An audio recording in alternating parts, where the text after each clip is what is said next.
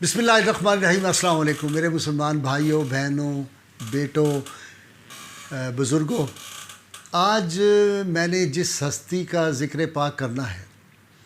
عشق مصطفیٰ اور عشق رسول کی جو ترکیب ہے اور ٹرم ہے، یہ آپ نے بہت سنی ہے، لیکن جب عاشقان مصطفیٰ صلی اللہ علیہ وسلم کی بات ہو تو سب سے پہلے ہر کلمہ گو کے لوح ذہن پر جو نام ابھر کے سامنے آ جاتا ہے، نمایاں ہوتا ہے، وہ پہلا نام ہے سیدنا بلال حبشی رضی اللہ تعالیٰ عنہ کا، اور دوسرا نام جو عشق مصطفیٰ صلی اللہ علیہ وسلم کے حوالے سے لوح ذہن پہ آتا ہے اور زبان پہ آتا ہے، وہ سیدنا اویس کرنی رضی اللہ تعالیٰ عنہ کا ہے۔ سیدنا بلال حبشی رسول اللہ صلی اللہ علیہ وسلم کے وزیر خزانہ، رسول اللہ صلی اللہ علیہ وسلم کے خادم خاص، اور آپ صلی اللہ علیہ وسلم کے وہ مزاج شناس مصطفیٰ صلی اللہ علیہ وسلم جو سیدنا صدیق اکبر سب سے زیادہ مزاج شناس رسول صلی اللہ علیہ وسلم تھے، اور ان کے بعد اگر کوئی تھا تو وہ سیدنا عمر فاروق حضرت سیدنا بلال حبشی رضی اللہ تعالیٰ عنہ تھے، اور حضور صلی اللہ علیہ وسلم کے بڑے محبوب اور لاڈلے صحابی تھے۔ ان کے بے شمار عشق کے، ان کی محبت کے، ان کی زندگی کا ایک ایک سانس اور ایک ایک لمحہ وہ عشق مصطفیٰ صلی اللہ علیہ وسلم سے لبریز،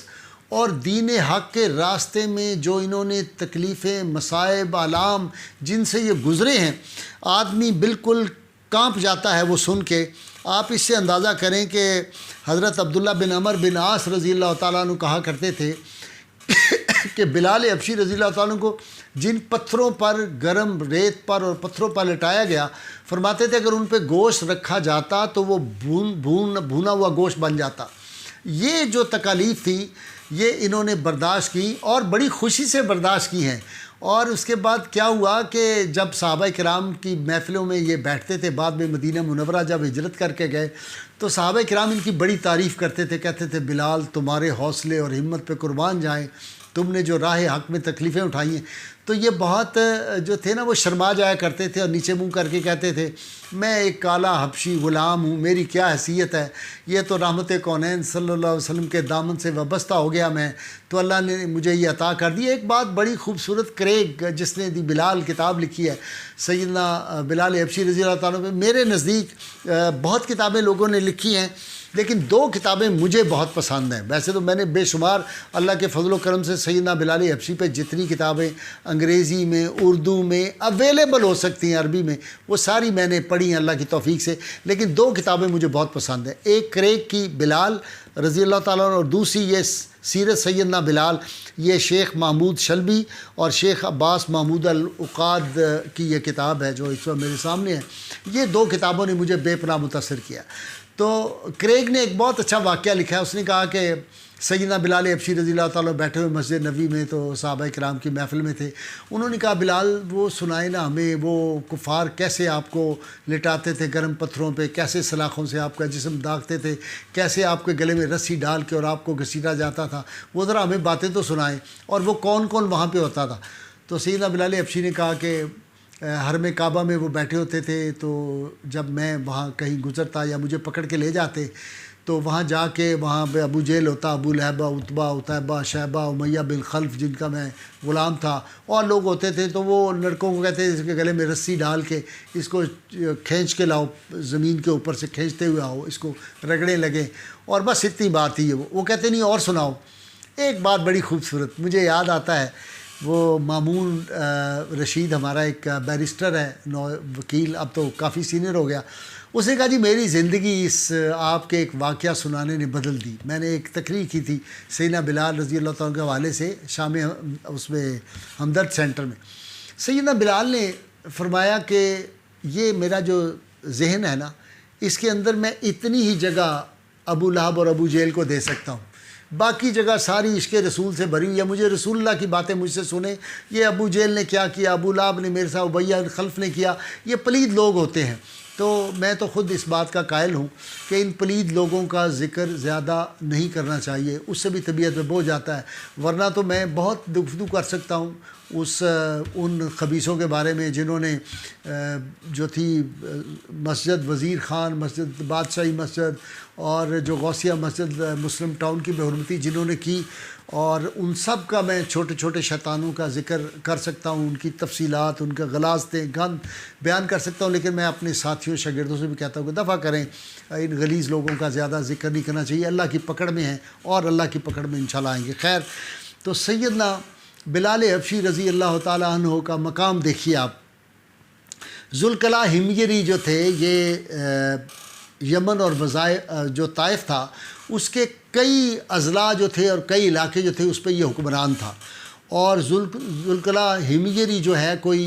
1.5 لاکھ 1 لاکھ کی آبادی تھی جو لوگ اس کے فالوور تھے۔ فالوور کیسے تھے؟ جب اس کے دربار میں آتے تھے تو سب لوگ اس کو سجدہ کیا کرتے تھے۔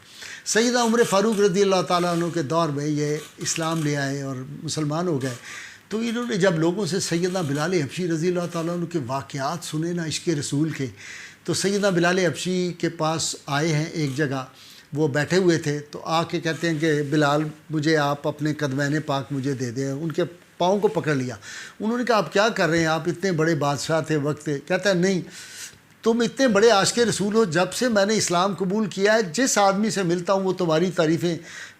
مجھے سناتا ہے۔ تو ان کے پاؤں دبانے لگ گئے، اور کتنی دیر تک ان کے پاؤں جو تھے وہ دباتے رہے ذوالقلع حمیری جو تھے۔ تو سیدنا بلال حبشی رضی اللہ تعالیٰ عنہ کا یہ مقام ہے۔ دوسرا جو ان کا واقعہ مجھے بہت دلچسپ لگتا ہے، حضور صلی اللہ علیہ وسلم کی بارگاہ میں آپ کو پتہ ہے کہ سیدنا بلال حبشی رضی اللہ تعالیٰ ہوتے تھے وزیر خزانہ، اور جو سائل آپ کی بارگاہ میں آتا آپ نے کبھی نہ ہی نہیں کی، اور بلال حبشی کو سٹینڈنگ آرڈر تھے کہ جو سائل آئے اس کو آپ نے نہ نہیں کرنی۔ وہ جو اعظم چشتی مرحوم کا شعر ہے نا بڑا مشہور، یا رسول اللہ صلی اللہ علیہ وسلم کیا کیا نہیں ملتا دو جہاں کو تیرے در سے، ایک لفظ نہیں ہے کہ تیرے لب پہ نہیں ہے۔ تو نہیں تو کہیں نہیں نا۔ سیدہ عائشہ صدیقہ طیبہ طاہرہ ام المومنین فرماتی ہیں آپ صلی اللہ علیہ وسلم نے کلمے میں لا کہا، اس کے علاوہ کبھی لا آپ نے فرمائی نہیں، آپ کی زبان پہ نہ تو تھی نہیں، جو کچھ پاس تھا سب کچھ اللہ کی راہ میں لٹا دیا۔ خیر، سیدنا بلال حبشی مقروض بھی ہو جاتے تھے کیونکہ بازار سے ادھار لے کے تو سائلوں کو چیزیں دے دیتے تھے۔ ایک دن آپ صلی اللہ علیہ وسلم کی بارگاہ میں عرض کیا، یا رسول اللہ مالی حالات کچھ اس طرح کے میں مقروض ہو رہا ہوں، تو اگر آپ اجازت دیں تو میں تھوڑا سا بزنس نا ساتھ کر لوں۔ آپ صلی اللہ علیہ وسلم نے اجازت دے دی۔ بلال حبشی گئے اور مارکیٹ میں گئے، کھجوروں کی وہاں کھجوریں لی، سارا دن بیٹھے رہے، کھجوریں ان کی کوئی بکی نہیں، اور شام کو آئے تو بہت پریشان تھے۔ آپ صلی اللہ علیہ وسلم کی بارگاہ میں آئے، آپ نے کہا بلال کیسا رہا تمہارا بزنس؟ کہا یا رسول اللہ میں گیا تھا تو وہ کھجوریں بہت مہنگی تھیں، میں نے پتہ کیا ریٹ کا، تو جو بڑی کھجوریں اعلیٰ سی وہ تو مہنگی بہت تھیں، وہ کم ملتی تھیں وزن میں، تو میں نے ایک چھوٹی چھوٹی کھجوریں تھیں وہ کافی ساری آتی تھی اتنے پیسوں میں نے وہ لے لی، میں سارا دن لے کے بیٹھا رہا، وہ کالی کھجوریں تھیں چھوٹی سی، کسی نے خریدی نہیں، ادھر توجہ نہیں کی، اور لوگ چلے گئے، تو میرے تو کاروبار کا یہ حال ہے۔ قربان جائیں اللہ کے محبوب صلی اللہ علیہ وسلم، جو زبان پاک سے نکل گیا وہ خزانے ہی تھے۔ آپ نے فرمایا بلال وہ کھجور کون سی تھی آپ اور میں بھی جانتے ہیں، ہر مسلمان غیر مسلم ہر آدمی جس نے کبھی زندگی میں کھجور کا جس کو تعارف ہے، پہلا زبان پہ لفظ آتا ہے کہ یہ اجوا کھجور کھانی چاہیے، کیونکہ اجوا جو بندہ کھائے اس پہ جادو کا اثر نہیں ہوتا، جو اجوا کھائے اس کو دل کی بیماری نہیں ہوتی، اجوا کی گٹھلی بھی کھائے تو دل کی بیماری جاتی رہی، کولیسٹرول کا پرابلم ختم ہو جاتا ہے، بلڈ پریشر کا ختم ہو جاتا ہے، پیٹ کی بیماریاں ختم ہو جاتی ہیں، حافظہ تیز ہو جاتا ہے، نظر تیز ہو جاتی ہے، انرجی آ جاتی ہے۔ تو آپ صلی اللہ علیہ وسلم نے ارشاد فرمایا کہ بلال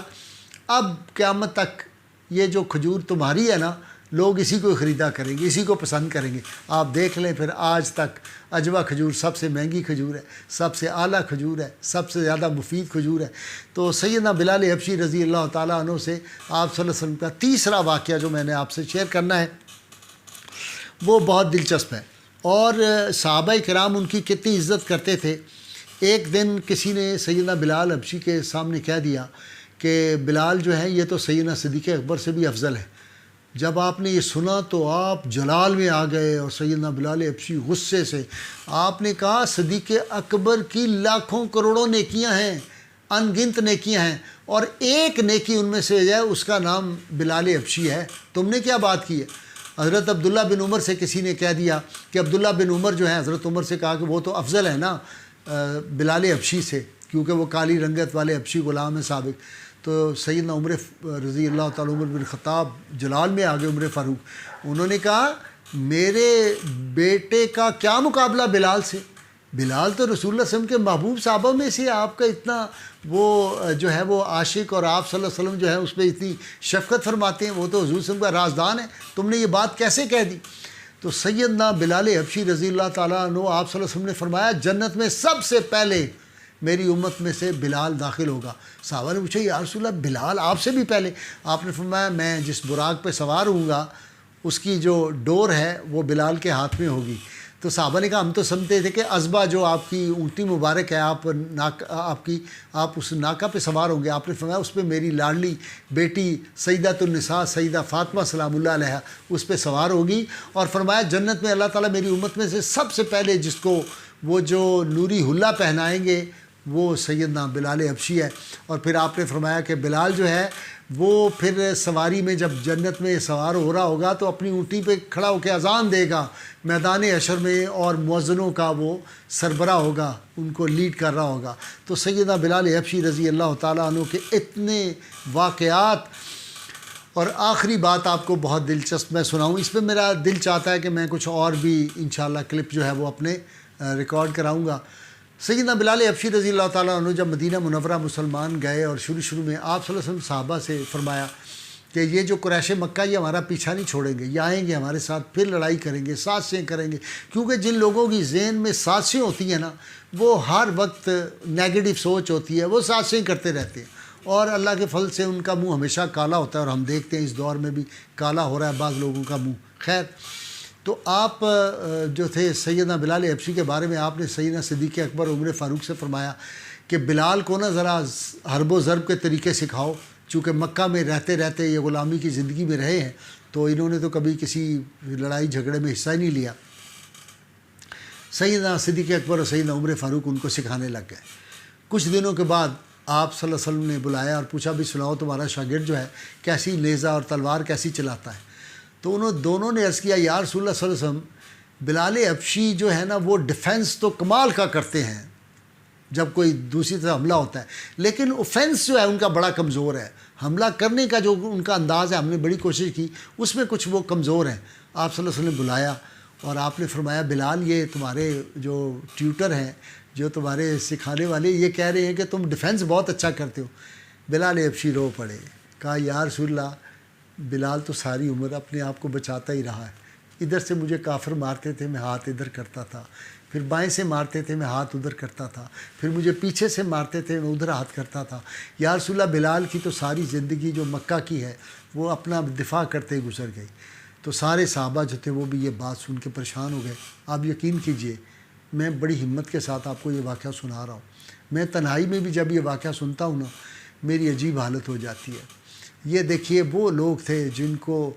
رسول اللہ صلی اللہ علیہ وسلم کے جو عشاق تھے، جنہوں نے قربانیاں دی تھی۔ ہمارا تو حال یہ ہے کہ ہم نے رحمت کونین صلی اللہ علیہ وسلم کا وہ جو نعلین پاک تھا اس کو چوری کروایا، اور چور کو دفاع کر رہے ہیں چور کی، بعض وزیر بد نصیب اس کا دفاع کر رہے ہیں چوروں کا،